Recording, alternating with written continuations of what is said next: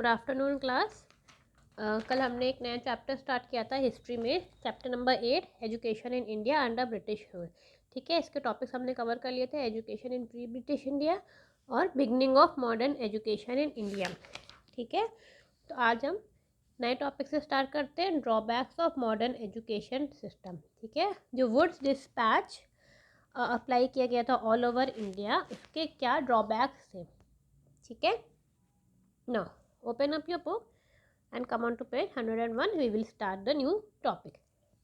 Introduction of modern education was a mixed blessing. Some of its drawbacks were as follows. ठीक है, इसके फ़ायदे बहुत थे पर इसके कुछ ड्रॉबैक्स भी थे। ठीक है, क्या क्या ड्रॉबैक्स है, let us see. Neglect of the common people. By educating the members of the higher and middle classes only, the company created a serious gap between various classes of the Indian people. The only object of the educational system was to prepare clerks who could carry on the work of the company's administration smoothly. It simply shows the selfishness of the company. ठीक है, जो lower class थे उनके लिए education system was not applicable. Education system को introduce किस लिए किया गया, for the middle classes and for the higher classes.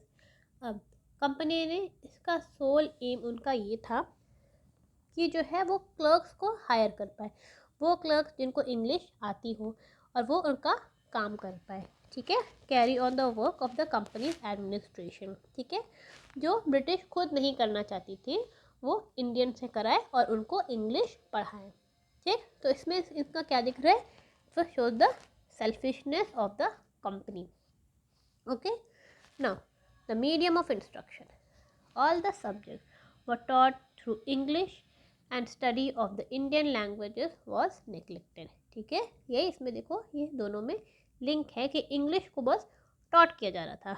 All those who got their training in English considered themselves superior to others.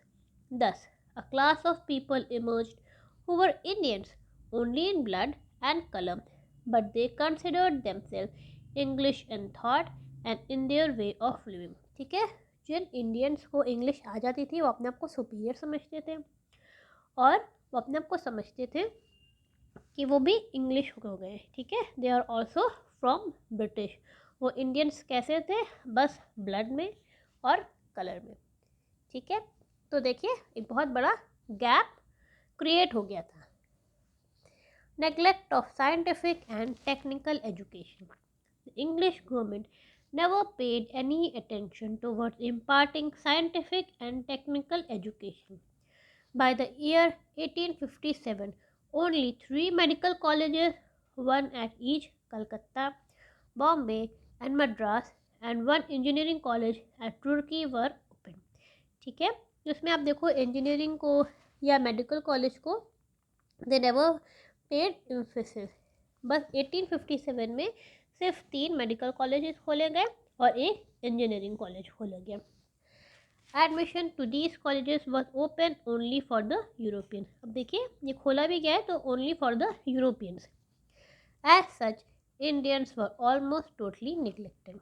ठीक है, वो क्यों निगलेक्ट किया जा रहा था, because they wanted Indians to learn English so that they may do their work.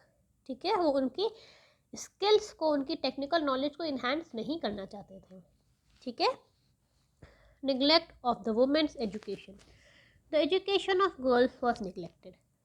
No funds were set aside for the education of women.